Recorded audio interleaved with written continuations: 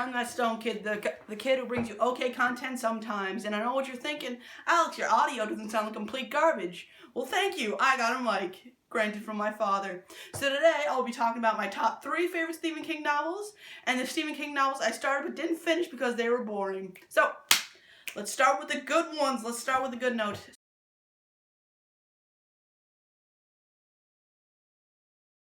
So first, Pet Sematary. I did this for a book report during the year, got a 100 on it. Stephen King would be proud, it was written on a sheet. And I just love it so much because of its writing, and I love the tones it has about death and how people cope with the death of a loved one, because the whole story is like Lewis Creed, a doctor with his 2 kids, Ellie and Gage. Ellie's 4 years old, and Gage is 2 years old, and his wife, Rachel, they go to a new place in Maine, and then their kid, and Gage dies, so it's kind of like, yeah, well, that's a boof, right? But it talks about like how different people deceive death, and how they have like the pet cemetery that'll bring people back to life, but they'll come back different. It's kind of weird like that, but I love it. So, number 2. Misery. Misery is friggin' scary. So, Misery is just, everyone's seen the movie, everyone knows what it's about. Crazy woman rescues her favorite author from a car accident, and she tends to him because he has 2 shattered legs. And after she reads his new novel, it's like, it didn't end the way I wanted it to, so she goes like all like sicko mode and then makes him write a new one, and then eventually he leaves his room because he was locked in there to get certain things like pills, like pain medication, or food, or water. So when she finds about that, he cuts off his foot. It's kind of disgusting, but it's amazing. And why it's number 2? I have nostalgia over it because during final exams last year, I had that book and I read it so much, and during the summer I read it a lot. That was so good and I love it. So, lastly, we will do Dark Tower of the Gunslinger. I love it. It's so good because my friend Terry, she's a really big Stephen King fan. She gave me all her old Stephen King books, and they had the 2nd, the 3rd one, the 5th one, and the 7th one. But they didn't have the first one, so she told me, Alex, you gotta read the original. So I was like, okay, bought it for like $12 at a bookstore, and I read it, and it was just so good. After, like a week after I read it, I would be at my cabin with the airsoft guns, and I would like lift up the gun, the clip would fly out, I'd catch it, put it back into like a combat roll, and like shoot a couple cans. Like, it was so weird for me, but it was just so amazing. It was so much fun. The story is just kind of like Roland the Gunslinger is literally looking for the villain, the Man in Black. It's like that straightforward. He's just looking for him across the desert, then he meets a little kid named Jake. Yeah, he's just like not like a little kid, he's like 12, but like he's meek and wimpy and stuff like that.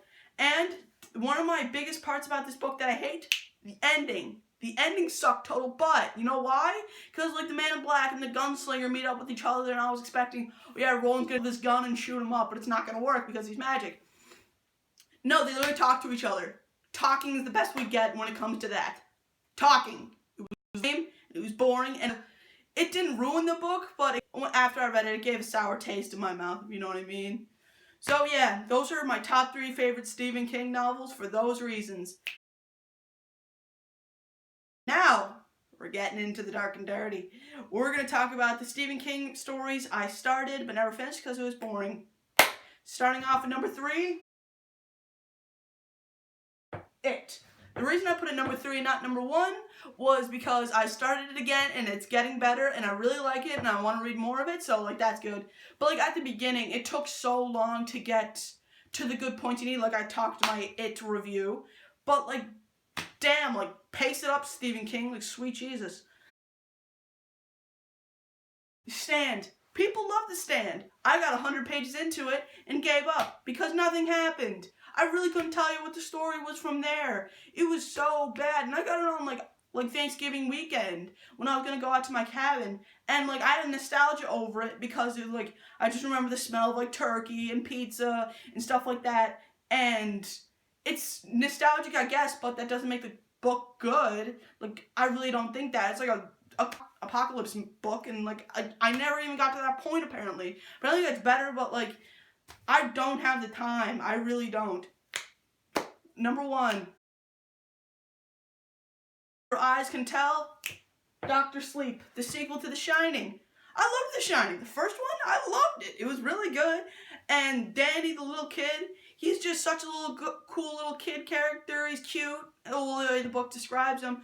And Jack is like, a violent alcoholic who goes clean and sober, and like he has fun times with his kid because he's like one of the best fathers in the world. And their mother, Wendy, she's kind of sad because he doesn't have any friends because they move a lot.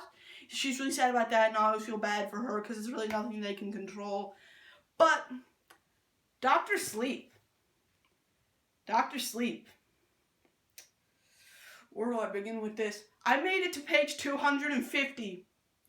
Nothing happened. It was boring as anything. It was so boring.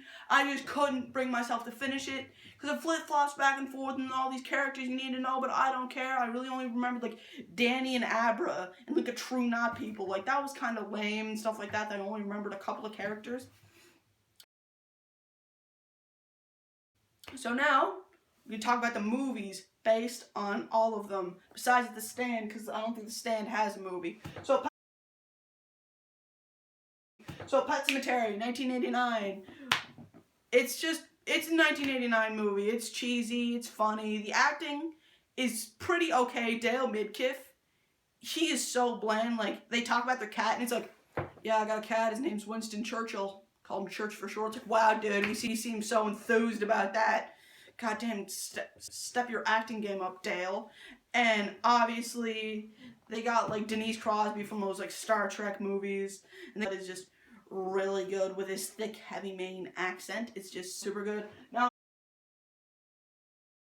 Misery with James Caan and Kathy Bates. Kathy Bates is friggin' terrifying. You wouldn't expect a big Christian woman to be scary, but she's friggin' terrifying.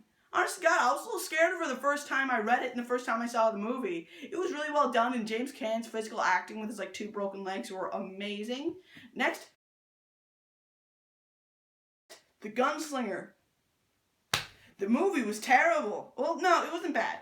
It wasn't terrible. It had like Idris Elba and Matthew McConaughey. Like, that's pretty good. It wasn't really that faithful to the book, but I don't count that. It doesn't really matter. As long as it's entertaining. There was like 2 good scenes in it.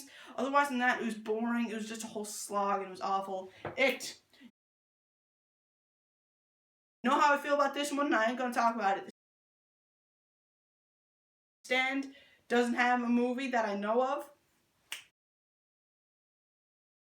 And Dr. Sleep. Dr. Sleep, I saw it in theaters with my father, and I thought it was pretty good. It wasn't really that scary, but like it kept my attention the whole time.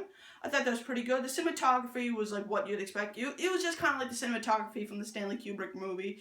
So like, yeah, it was kind of a rehash. It wasn't really that scary. It was pretty good. It was pretty good. 7 out of 10. So yeah, my favorite movie out of all of them, probably It. But like besides it, probably Misery. Misery was really good. I thought it was amazing, well shot. Kathy Bates was terrifying. The casting was just fantastic. Least favorite out of all of them, The Gunslinger, no doubt. Not even Idris Elba and Matthew McConaughey can do this. This is just a testament on how much they'll do to get a paycheck. It was friggin' awful, and I hated it. No, I not hated it. I'm not gonna say that, but it was bad. It was bad. So, that's my rant. I'm that Stone Kid, signing off. Ha!